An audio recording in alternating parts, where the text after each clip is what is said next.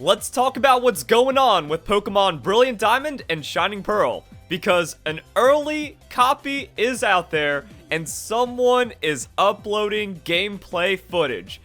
It's crazy, it's real, and that's what we're going to be breaking down. So if you enjoy the video, don't forget to leave a like and share it with your friends. So this is pretty close to what happened with Pokemon Sun and Moon. Someone got an early copy, and then they just started posting their gameplay like, hey, I'm going to do a chill playthrough. I'm uploading the content as I go through it, and you guys are just going to sit back and wait for me and enjoy the ride. And then the guy ended up dumping the game, and then the shenanigans that happened with Pokemon Sun and Moon ended up happening. So that's kind of what we're waiting on here. We're going to see how this guy plays through, what new information can be extracted there, and eventually there's going to be a data mine and all kinds of crazy stuff. Now, for the most part, since this is a very faithful remake of Pokemon Diamond and Pearl, there's not a lot of new information or updates, like, ooh, Canalave City Gym Battle.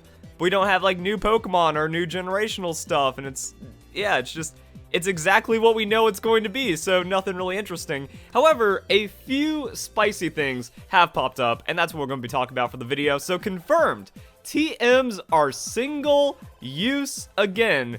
Candace gives you multiple TM72, and that is my alarm, so I don't miss these shenanigans.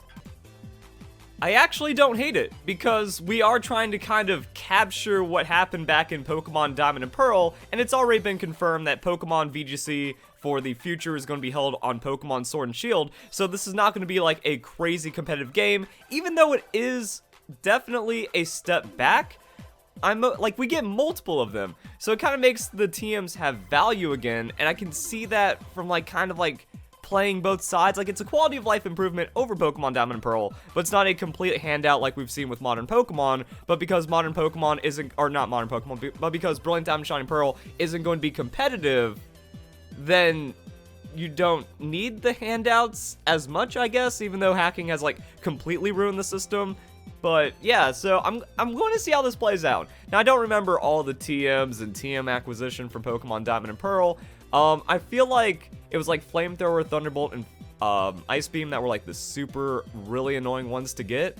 But getting multiples at a time, it might just work out. It might be okay. And getting multiple TMs means there's a money-making method involved. So for worthless TMs, oh, yeah, I got this permanent TM I can't do anything with that I used to sell for 10k Pokedollars and actually do something with. Maybe there's actually a benefit here. And if the TM acquisition's super easy in the late game, everything is purchasable for 5 or 10 battle points, similar to how in Pokemon Mega Green Alpha Sapphire, the tutors were super cheap. If that's a thing, we'll see.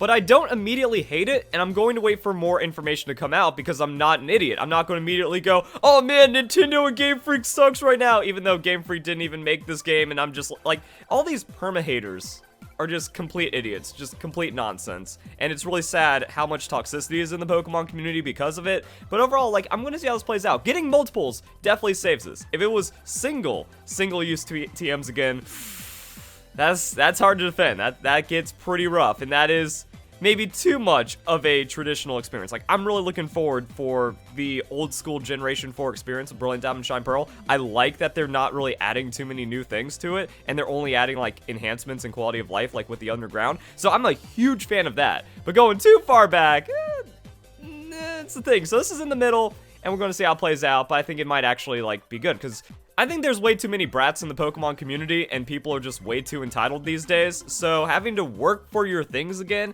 and have a little bit of grind in your Pokemon game, there's nothing wrong with that, but apparently that's the greatest sin of all time, according to idiots on the internet. We also have some other interesting things. Seems like enabling the following Pokemon feature will be equivalent to turning easy mode for Brilliant Diamond Shine Pearl. This is just idiot nonsense fluff, because everyone's oh, we need hard mode. Oh, not being able to turn off experience share makes the game easy.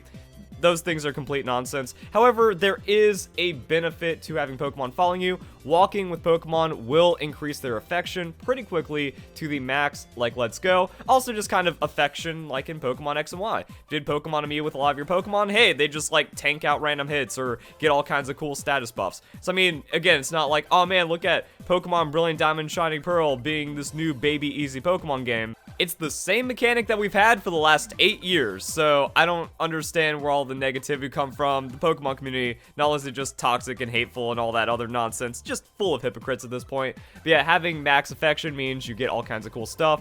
25% chance of enduring an attack that would make it faint, 20% chance of shaking off status condition, dodging, critical hits, experience boost. Your Pokemon loves you, and they want to show that love by doing crazy things inside the battle. And I think it's going to be pretty clutch. Like, imagine pulling out one of those effects against Cynthia for the win.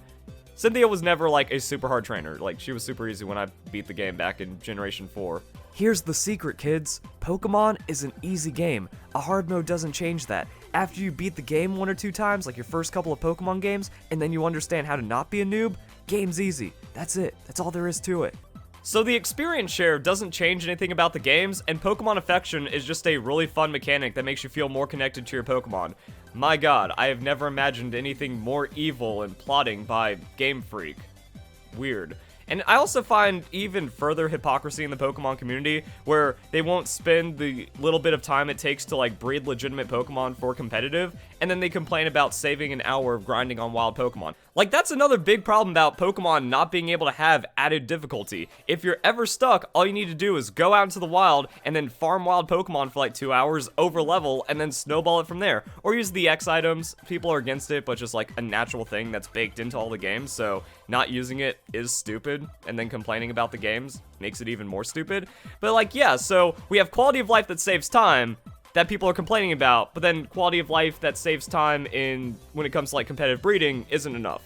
Pokemon community is toxic and stupid. Something else going on with Pokemon Brilliant Diamond and Shining Pearl that's interesting is that HMs have been reworked into TMs. Now, we already know how HMs work in Pokemon Brilliant Diamond and Shining Pearl because that was a recent news announcement. Pretty much your Pokédex just like calls wild Pokemon, so instead of having HM slaves, nature is now your slave, and then you can just kind of go, and there's probably a cool unlock feature for it. So I like that. I really like that about Brilliant Diamond and Shining Pearl quality of life, but you can also get classic moves. Even Rock Climb has made it back into the game. Also 100 TMs, so it opens up all kinds of thoughts and discussion on move acquisition and training. So I mean, there's still going to be quality of life training in Pokemon Brilliant Diamond Shine Pearl. It's going to be interesting, and I wonder how that's just going to interact with the competitive. I'm really looking forward to having classic Generation 4 competitive battling with some modern updates, but also it looks like a lot of other moves. Another question is, are TRs in the game, and are those going to be made available through various methods? That'd be pretty cool if I'm digging in the underground and I find a TR. Yes, please. Or just, you know, something going on with battle points and whatnot. So that's going to be interesting to see how it plays out. But overall, it's like, okay, so there is modernization. It's not just Generation 4 moved directly into the it's not Diamond Pearl put straight onto the Switch in 3D graphics. We already knew that with all the other updates going on, but it does seem to take a bit of the modern mechanics in Pokemon. And then we can check this out. In case you haven't noticed yet, all of the gym leaders so far, and likely all trainers in the game, use their Diamond and Pearl teams, not their Platinum teams. Can't wait to see Volkner's best electric Pokemon, Octillery, in the remakes. So yeah, they're going to have their same teams. Got some shenanigans going on. However, it's worth mentioning that the movesets have at least been updated. So yeah, with all the new moves and other stuff introduced in Pokemon since Diamond and Pearl came out, looks like that's going to get some update, which should add a little bit of difficulty. And then we'll see how other things kind of balance out through Pokemon and usage and whatnot.